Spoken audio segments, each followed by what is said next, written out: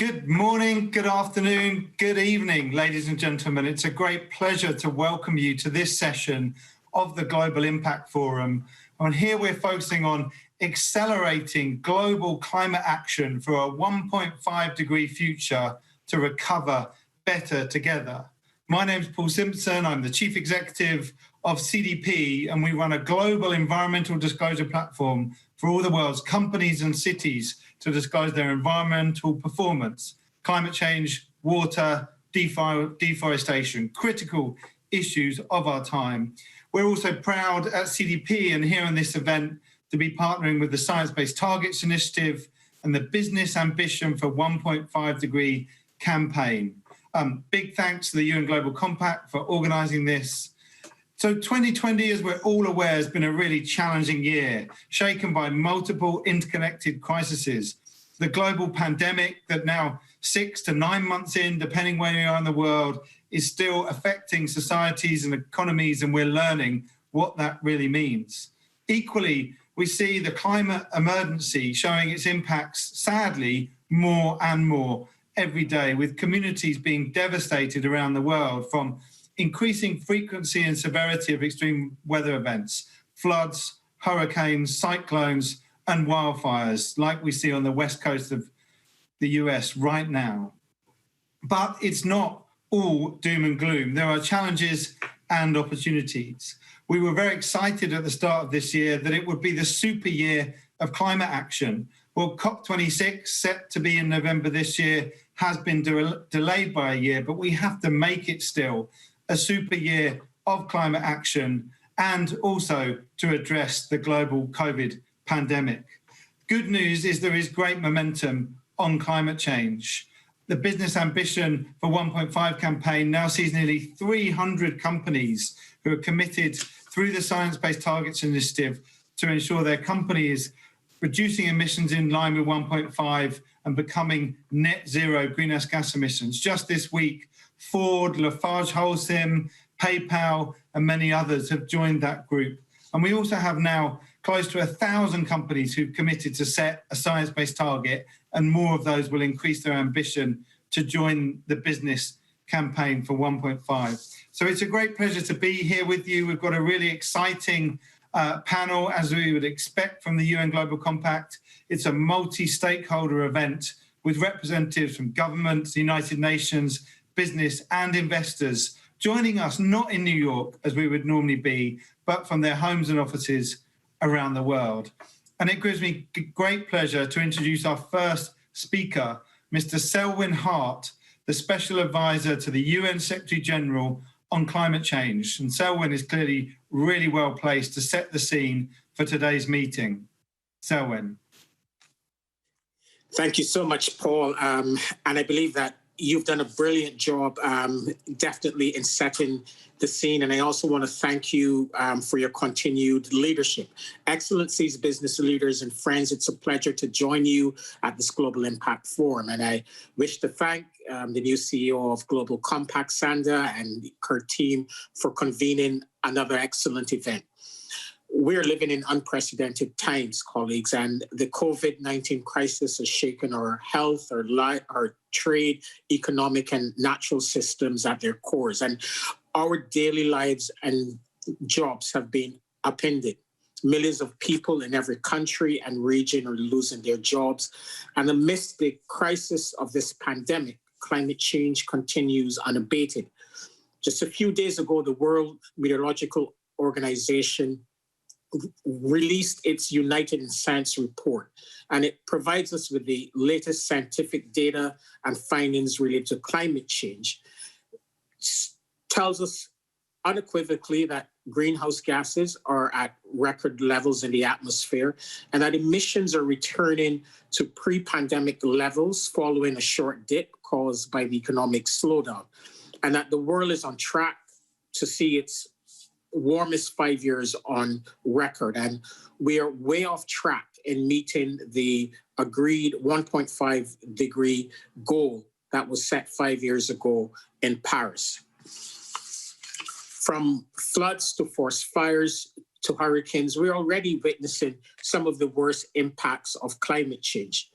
And colleagues, we're experiencing many firsts today, and we owe it to our communities and our constituents to rebuild our economies and systems quickly and in a way that sets us on a new trajectory, one that shifts our economic systems from gray to green and limits the increase in global temperature increase to no more than 1.5 degrees Celsius. Governments are making unprecedented and very consequential decisions as they develop record stimulus packages to shore up key economic sectors and implement social protection instruments and save struggling businesses. And corporates and banks are re-evaluating their business models and portfolio. This is our moment to shift course and implement the shifts we need. It is within this context that the Secretary General has asked all leaders, governments, and private sector alike to commit to 6 climate positive actions. Invest in green jobs. Do not bail out polluting industries unless alignment with the Paris Agreement is secured. End fossil fuel subsidies and place an effective price on carbon. Take climate risks into account in all financial and policy decisions. Work together. And finally, make sure that stimulus packages and recovery spending leaves no one behind. These principles apply to all leaders. Every bank, institutional investor, fund manager must adjust their business models and align their portfolios with environmental, social governance, and where possible, shift away from fossil fuel aligned investments. Pricing climate risks in investment decisions and align with the principles that have been laid out in the Task Force on Climate-Related Disclosure. Colleagues, unfortunately, we have seen mixed signals coming from many of the major economies. While we've seen some positive developments from some G20 countries, unfortunately, others are not following this leadership. To date, more than half of the recovery packages from G20 countries invest twice as much in fossil fuels than in renewable energy. However, corporations all over the world are seeing the writing on the wall. Over 290 visionary corporate leaders have joined the Business Ambition for 1.5 campaign, aligning their strategies with the latest climate science. And many of you are present here today. Over 1,500 companies have committed to net zero targets with a combined revenue of over 11.4 trillion US dollars, equivalent to more than half of the GDP of the US and covering an amount greater than India's annual emissions. And global market moving companies such as Google and Microsoft have committed to become carbon neutral or even carbon negative by 2030. I ask corporations to do more. You move markets. You are the levers for governments to enhance their ambition. I ask you to change your supply chains and invest in the technological innovation we need to truly transition to low-emission transport and energy systems. We need businesses to continue to lead the way. And I have a number of asks for you. First, I ask you to set science-based net zero targets with a credible business plan. If you have done that, bring your supply chain on board and secure a commitment from your biggest suppliers by the 5-year anniversary of the Paris Agreement this December. Second, disclose your climate-related financial risks and commit to the Task Force on Climate-Related Financial Disclosure. Third, join sector and industry coalitions that commit to carbon neutrality by or before 2050. And if you are already a member of a coalition, recruit more fellow businesses to join, especially businesses in developing countries. Finally, we need your voice more than ever. to join the UN Secretary General in calling on governments to choose the pathway towards a green recovery from COVID-19. We have a historic window of opportunity as governments spend trillions on recovery from the COVID-19 pandemic. We know many of you devote significant resources to communicating to governments, both directly and through media and other stakeholders. We urge you to put these capabilities to work for clear and ambitious policies and regulations that would incentivize low emissions trajectories across vital sectors, be it technology, industry, transport, energy, food, and agriculture.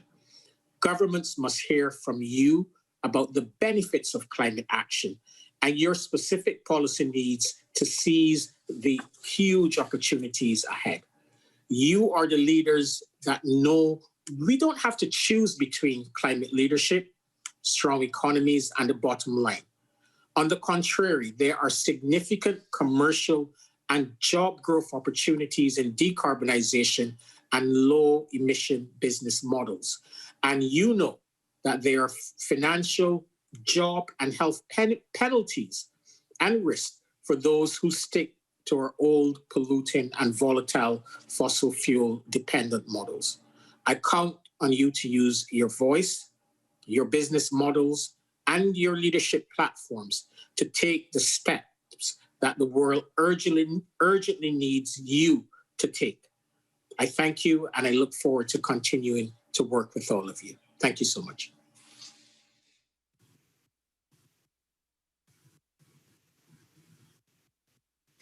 Thank you, Selwyn. A really clear, honest assessment of the need to increase the pace and scale of action and the call to action from governments, businesses, and investors, which is a wonderful segue into our really dynamic and exciting panel. So without further ado, I shall introduce our panel. We have Marta Collette, the Chief Executive Officer of Aguas Andinas, Francesco Storace, the Chief Executive Officer and General Manager of NL in Italy, Fiona Reynolds, the Chief Executive of PRI, the Principles for Responsible Investment, and Vladislav Kaim, a member of the UN Secretary General's Youth Advisory Group on Climate Change from Moldova. And obviously this is a panel event, but I'd like to remind all of you participating to engage virtually with us through the chat, where you can ask questions and the team will go through those and send them to me so we can direct those to the panel. We'll come to those later. First, we're going to start with each of our panelists, and we're all very aware of the current situation. Selwyn's really heightened that for us and given a call to action. From each of you, and fairly short answers, please. Given where we are today, what is your vision that will enable us to achieve the future we want, grounded in bold climate action and a better recovery? And what is at least one thing you are doing in your work to make that happen? And we'll start with Marta. Yes, hello.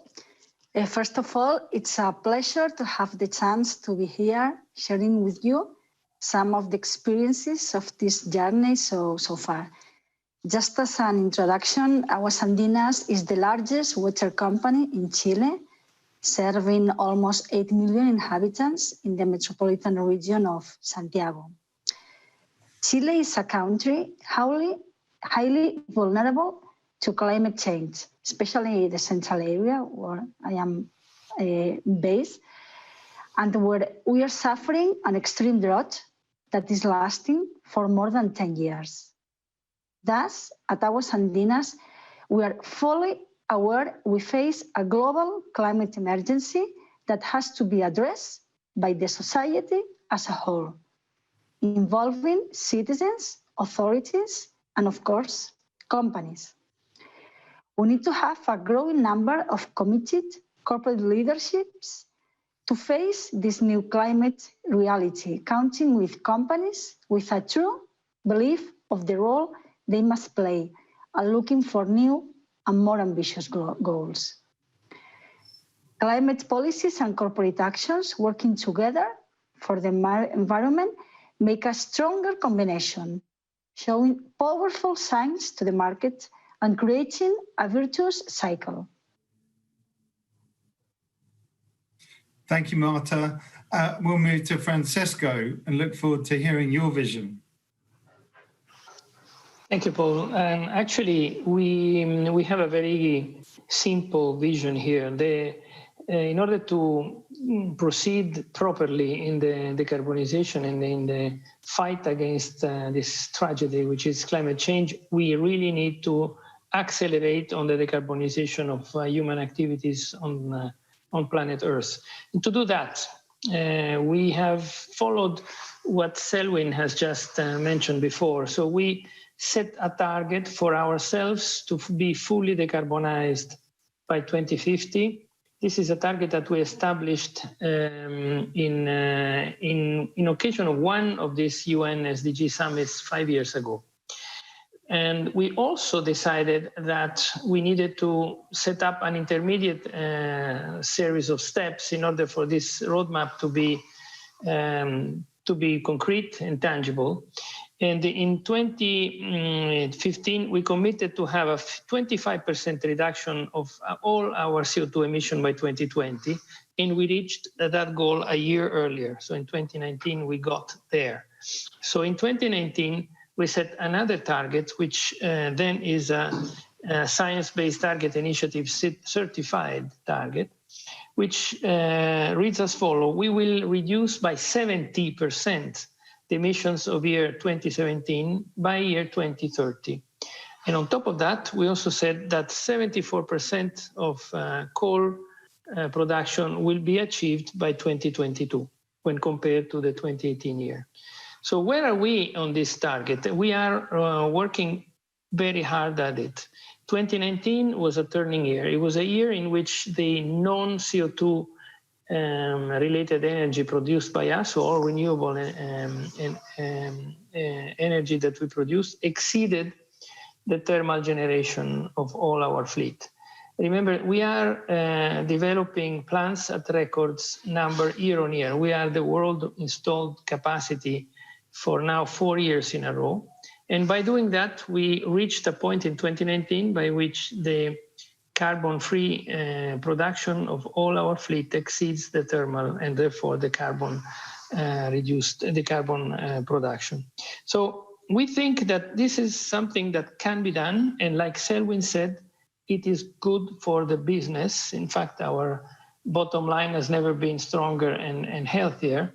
It is clearly, it requires a lot of dedication and a total focus of the company. The incentive package of mine and also the first line of Enel is tied to the reduction of CO2 that we can develop and deploy year on year.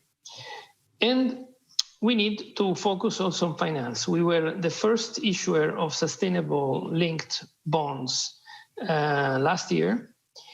We saw that then another couple of companies now recently have followed. So this is a developing financial tool that we think will make a lot of sense. And today, this is a particular lucky day today. And today, I saw that the ECB has made an announcement at the European Central Bank that sustainable development linked bonds could be used as collateral. So that means they have become a class of asset of their own, giving particular emphasis to the goal that we all try to meet. So it's a big fight, but we are well ahead of our commitments, and we think we could probably get there a little earlier, as we have done in 2019. Thanks, Francisco, and great ambition and progress. And your point on finance is a great segue to Fiona. Fiona, tell us about your vision at the PRI to build back better. Yeah, thanks, Paul. It does seem, I've got to say, very strange not being in New York, standing in those very long queues, trying to get into the UN and all of the hustle and bustle of Climate Week in New York as well, and being online. But on the other hand, it's much more civilised. Anyway, in terms of my vision, I really want to see a recovery that prioritises all its commitments through the lens of meeting net zero by 2050. So this includes all the government actions, bailouts, loans. I think, as Salman was talking about, that none of these should be condition-free. I also think that the recovery should focus on creating the jobs and the skills that we need for the future.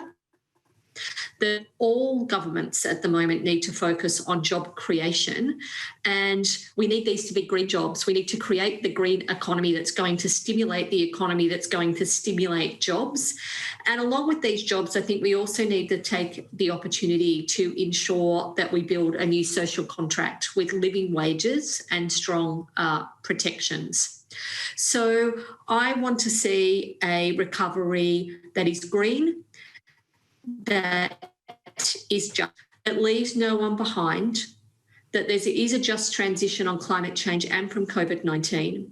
I think that the pandemic has shown us that if we want to have a healthy economy, then its foundations have to be built on healthy people and a healthy planet. And if I could mention just one thing, I could mention many, but I'll just do one thing that we're doing at the PRI. So with our sister organisation, UNEPify, we created the Asset Owner Alliance. So a group of some of the largest investors in the world who have committed their entire portfolio to net zero by 2050, but then also at the moment we're going about setting the near-term target. So what are we doing in 2025? This hasn't been done before by major institutional investors, major asset owners, and it's a real step forward, because the only way that asset owners can get to net zero is by what they invest in or don't invest in, or how they change the companies and the trajectory of those companies that they do invest in. So everything has got a knock-on effect into the managers who manage money for them as well. And it's a great group, but we need more. There's lots of asset owners in the world, and we need more of them to commit to net zero. And that's what I also want to see from this, that there is far more commitments from governments, business and investors to get to net zero by 2050 with near-term targets. Great. Thanks, Fiona, and really positive work with those asset owners. Vladislav, you're here, as a younger person, a youth, and representing the youth voice. And I think we have companies, investors, and the youth group. It's been wonderful to see the voice strengthen over the last few years to call for action. What is your vision for a better future with bold climate action?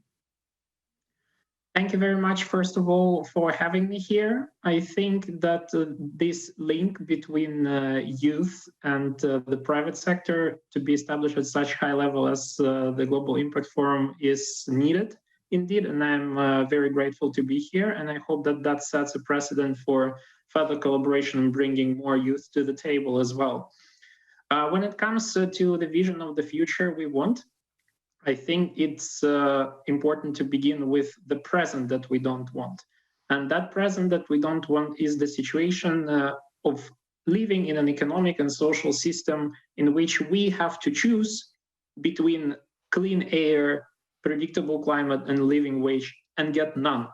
Because someone, particularly in the corporate sector, has been heavily free-riding for all of these years and leading us to the situation in which we see absolutely apocalyptic scenes throughout the world.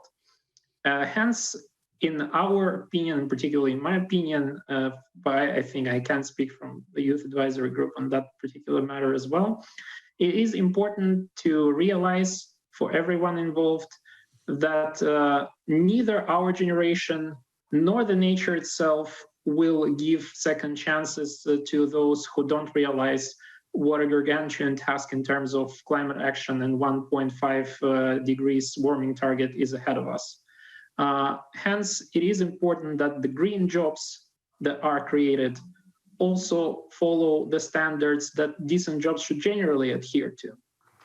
That the youth are paid a decent wage, that there is no social dumping, that there is no youth washing, and that private sector is actively engaging in creating labor markets for green jobs and is not just waiting to skim the milk of it and then to complain to the governments about the fact how those who are graduating from the universities are skills mismatched compared to their needs.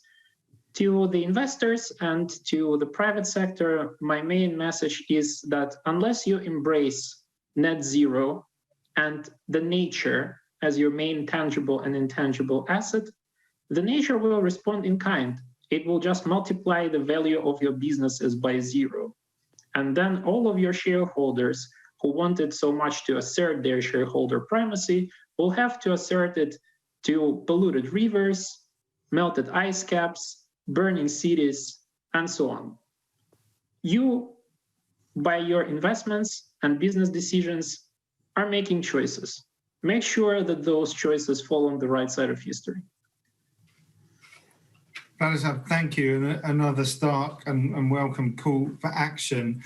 We'll move into a bit more detail. Francesco, you talked about, the NL setting a science-based target, committing to 1.5. Can you tell us a bit more, what led you to do that? What's the business case for doing that and the benefits you are seeing, please? We had a view,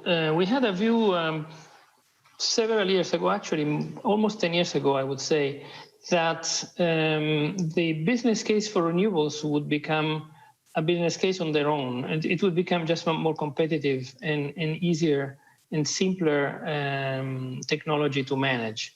That was not obvious to many people, but it was a view we had and we believed strongly could be done.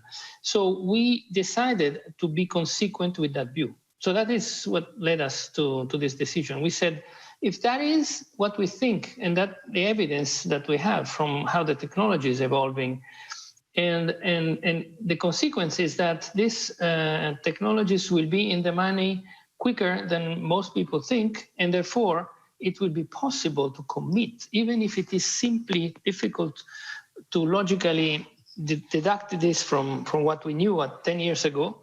But we said we knew enough of how technology was evolving to give us confidence to take this commitment.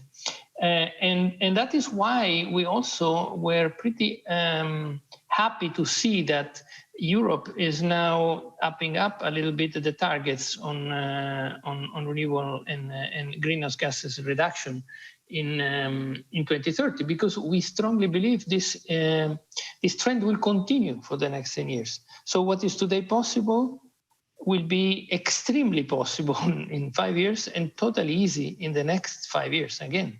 So you have to see this is an incredible acceleration that we are seeing in technology evolution. And we strongly believe this is within reach. So we have to bet, you can use this word, which is I don't like. We just have to, let's say, be consistent with the way in which the world is evolving and draw the conclusions. They are not linear, they are exponential. So we need to accelerate because this is what technology allows us to do today. Francisco, thank you. And that's music to my ears, and I hear it a lot, that we know we have to reduce emissions in half in the next decade to keep on track right. with the Paris Agreement 1.5. So this improving, accelerating technology, that what might seem challenging now will be a lot easier as technology improves. Thank you. And then to Fiona, you touched on this earlier, but we know, institutional investors control and steward trillions of dollars of capital into businesses for good and sometimes bad. And tell us more. You've mentioned the Net Zero Asset Owners Alliance, but how are you at the PRI mobilizing investors so that the investors and the companies they invest in are taking action towards net zero? Sure. So, Paul, from the investment community side, I suppose investors have really got 4 levers that they can pull, and we need them pulling all of them, and that's what we work on at the PRI.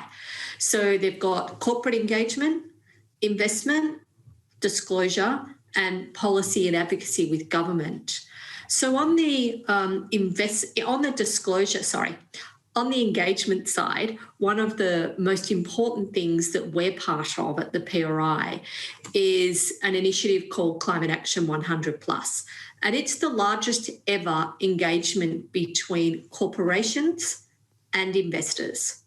So there's 500 investors who are involved. They represent 47 trillion in assets under management. And Climate Action 100 Plus has 3 very clear asks. So first of all, we ask companies to set a net zero target by 2050 with measurable targets and milestones, which we will benchmark the companies against. 2, we ask them about their governance. So what discussion are you having at your board about the transition and what are you doing, so that we have some comfort about that? And then we ask them to disclose in line with the TCFD, Task Force on Climate-Related Financial Disclosures, so that investors have the information that they need to really understand what actions companies are taking. And this engagement is really having cut through and great success. So if I could just mention a couple of recent successes from Climate Action 100 Plus. So, BP recently, its recent update on its net zero ambition is really one of the most advanced and ambitious transition plans from an oil and gas company to date. Yes, still far from perfect, but it sets out a more comprehensive medium-term plan to 2030. And that is a result of engagement from corporations. But we're not just engaging in developed countries. It's a global initiative. So Reliance Industries in India recently announced that it's to become to net carbon zero by 2030. And although, again, there's still some detail lacking, it's one of the first formal net zero commitments from a major Asian company targeted by Climate Action 100 Plus. Then on the investment side, I mentioned that we have the Net Zero Asset Owners Alliance, which we launched at the summit last year. So this time last year, 29 investors at the moment across their entire portfolio. We're very busy at the moment working on the midterm target for 2025. We're also have in place a financial transition track, and it's only just kicked off, but we really aim to identify the investments that are needed to be made in climate solutions and then start discussions with DFIs and asset managers, and that's going to be important. Then from our perspective at the PRI, if I go on to the third area, which is corporate disclosure. So everyone who's a signatory to the PRI on an annual basis has to report on its activities. Now, so we're not just asking companies to disclose around TCFD, we're also asking investors. So within our climate reporting, we have made it mandatory for all of our signatories to disclose in line with the TCFD against a set of climate indicators. And then, of course, we're continuing to engage and use the lever that we have around policy and advocacy to say to governments that we're the major investors in the private sector and we want to see strong action on climate, and we will be behind governments who set net zero targets. But we also want to see a meaningful price on carbon. We want to see energy efficiency measures introduced and timelines for them. We want to see changes in agricultural practices. We want to see investment in carbon capture and storage. We want to see incentives for new energy sectors. We want an end to fossil fuel subsidies. We want solutions that are nature-based, including reforestation. We want a date for phasing out the internal combustion engine. We want a coal phase out date. We want a little bit of certainty and direction from governments so that we can invest with certainty. So they're all the areas that we're really focused on. Thanks, Fiona, and a great and powerful set of actions by investors and investors encouraging companies and policymakers to take more action. Everybody must act together. Marta, you've already talked about being a water company in Chile. Fantastic news that you have set a validated science-based target for 1.5. Can you tell us a bit more what drove you to set that 1.5 target? And also, I want to acknowledge the fact that Chile is one of the first countries, there's not many yet, we need many more, to submit their enhanced NDC with greater ambition. Are you working with the government, and if so, how? Yes, Paul. In Chile, there's a clear direction taken on matters of climate change action and guidelines according to the Paris Agreement. Every day, the number of companies taking course towards the environment grows.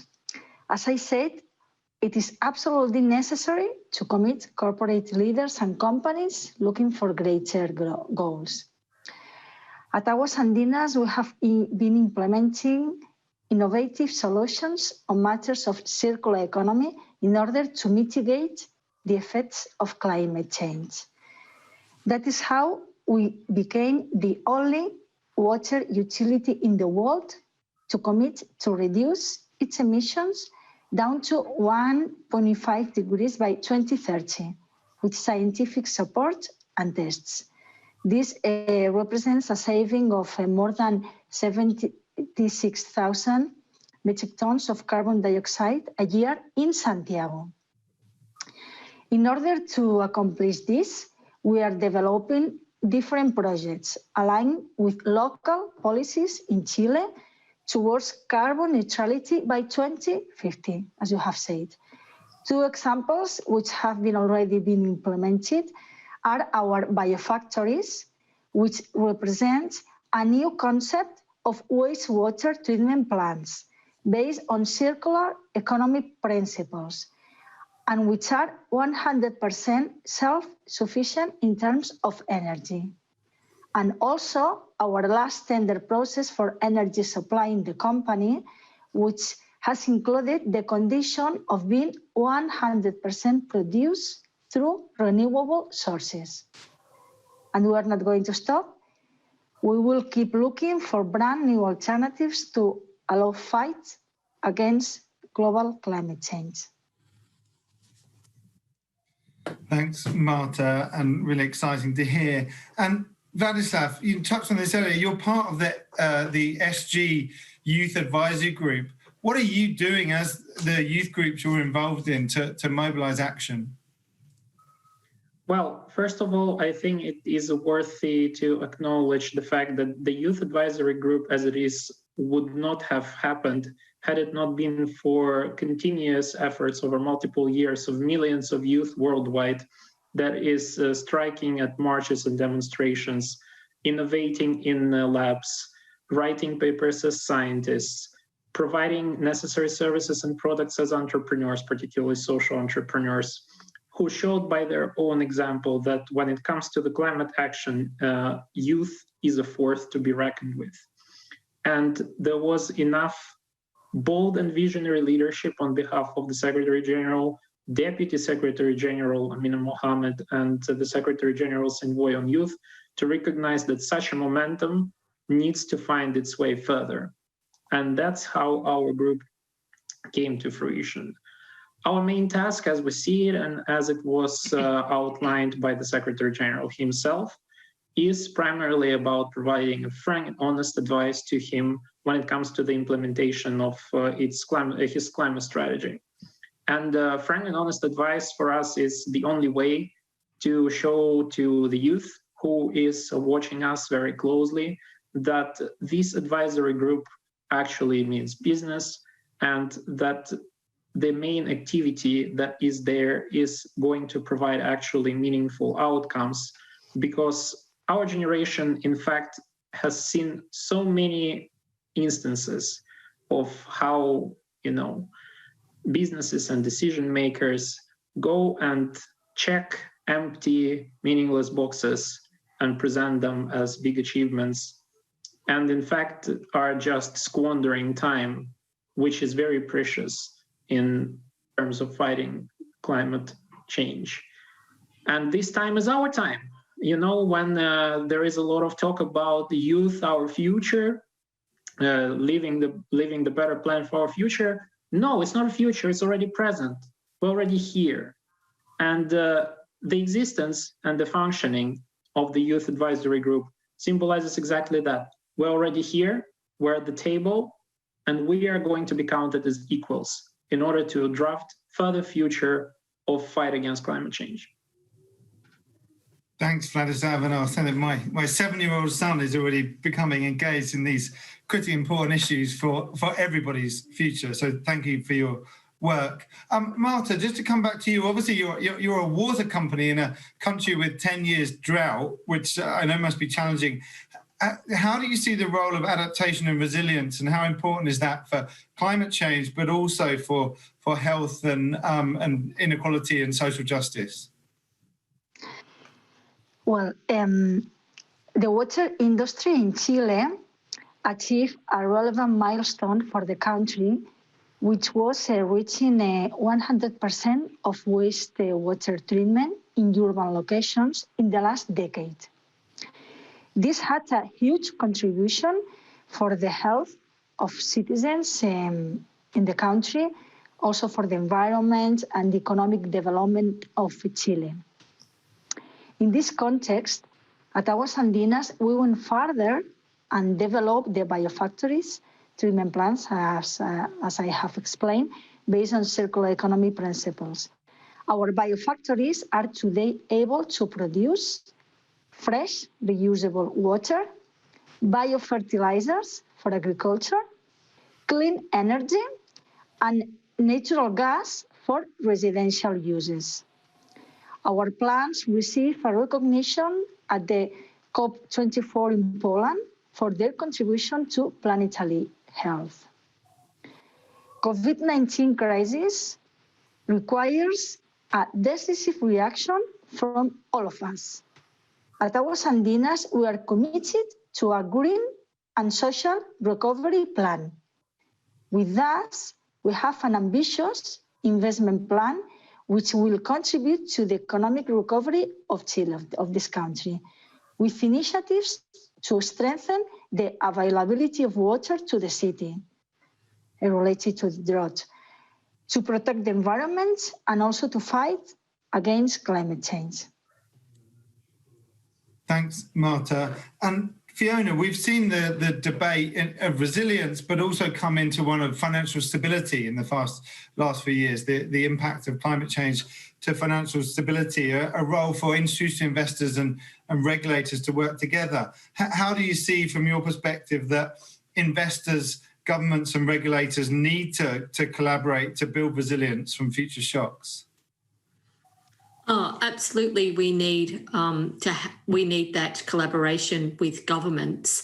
I mean, at the end of the day, you've sort of got people, you've got leaders in the investment space who take action, but then to bring everybody else along, you really do need governments who are bringing in regulation to sort of bring the laggards along, if you like. So I think that's important. But as I said before, I think that if you're going to invest what we're talking about in terms of our signatories, billions and billions of dollars in long-term projects, whether that's resilience projects that are infrastructure, whatever they might be, you do need to have a bit of a roadmap from governments about what their commitments are.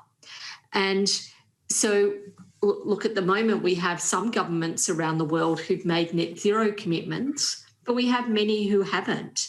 If it's not the law of the land, and then you're not putting in place all the things that you're going to do to transition, to adapt, to ensure that the country's resilient, then what does that do for the investment community and for the business community?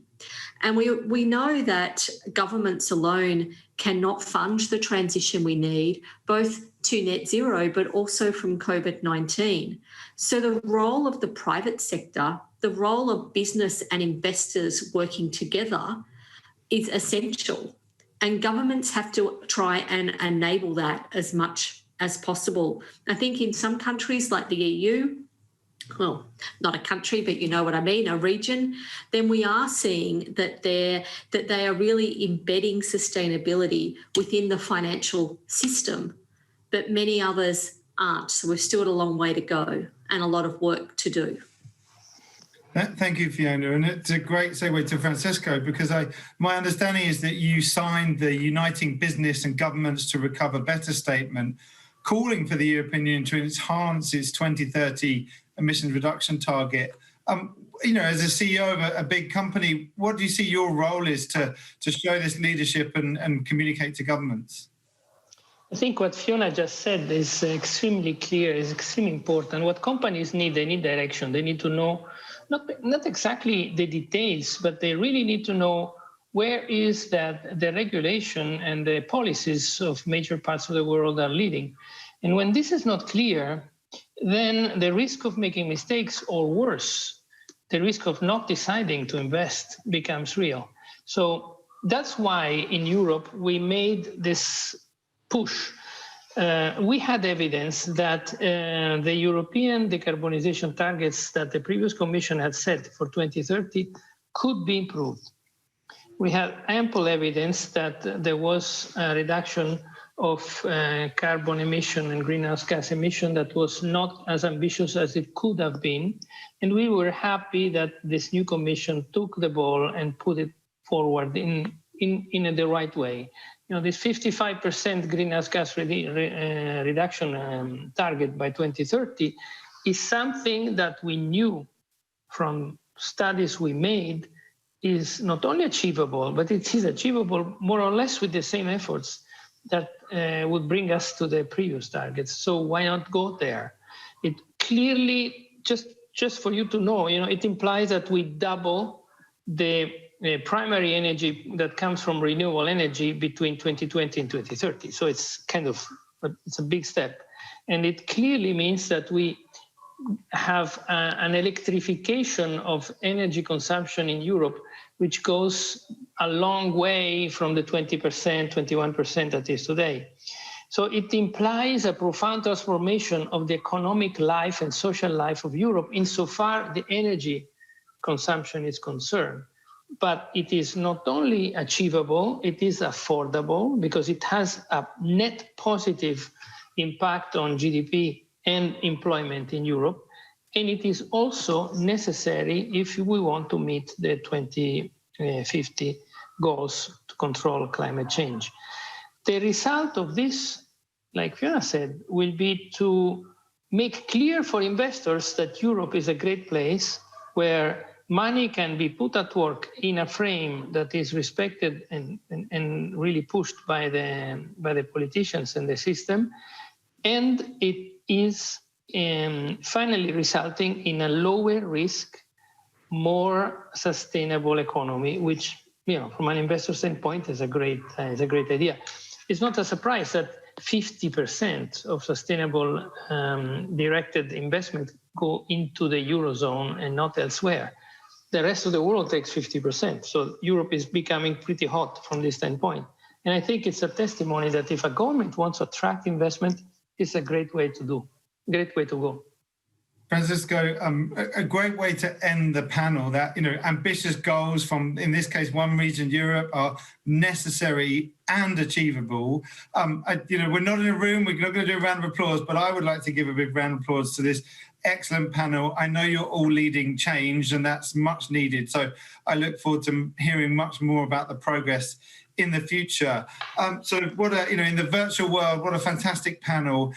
Thanks to all of you for sharing your very valuable perspectives. And now I'm very pleased to give the floor. We have a video message from Lord Martin John Callanan, the Parliamentary Under-Secretary of State and the Minister of Climate Change and Corporate Responsibility from the UK. I actually had a meeting with him earlier and he's relatively new in post and really pushing ambition. So we'll pass to the video message. Thank you for inviting me to speak to you all today and to the United Nations Global Compact for organising this Uniting Business Live series. I understand that a similar UNGC event this spring had over 15,000 attendees, demonstrating that the global interest in businesses delivering action on climate change continues to grow throughout these unprecedented times. After all, the decisions that government, business and civil society make today will either lay the foundations for sound, sustainable and inclusive growth, or lock in polluting emissions for decades, and doing so make our society and the planet more vulnerable. We are at a critical moment for the world's climate.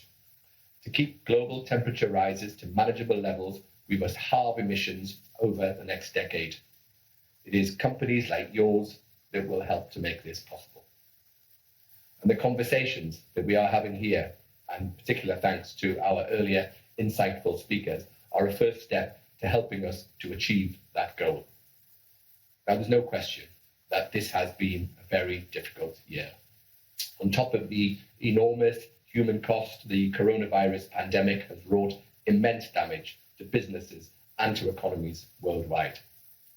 But the recovery offers a chance to place green innovation at the heart of our economies and to make them fairer and to make them more resilient as well. So today, I call on your business to be part of that alliance, to join more than 280 companies in the Business Ambition for 1.5 degrees C campaign, or the near 1,000 businesses who have signed up already to the wider Race to Zero campaign. I would like to welcome the likes of Facebook and Chariwan Popan Group, who have recently joined this initiative. After all, the green option is the business option, as low carbon recovery measures can deliver greater returns on investment and job creation than the alternatives. And we need your help to develop the technologies the world requires to transition to a green economy. We know that from recent reports that boosting investment in renewables could increase jobs in the sector to 42 million globally by 2050, nearly 4 times more than today. And in the UK, we have seen how over the past 3 decades, we have made clean growth a reality, with our economy expanding 75% at the same time as emissions have fallen by 43%. And as we move together towards closing the emissions gap, we must always have in mind those on the front line of climate change impacts, who are often the world's most marginalised. Our climate actions must make the lives of those people better and help us globally in achieving the UN Sustainable Development Goals. Next year, the UK will take over the presidency of COP.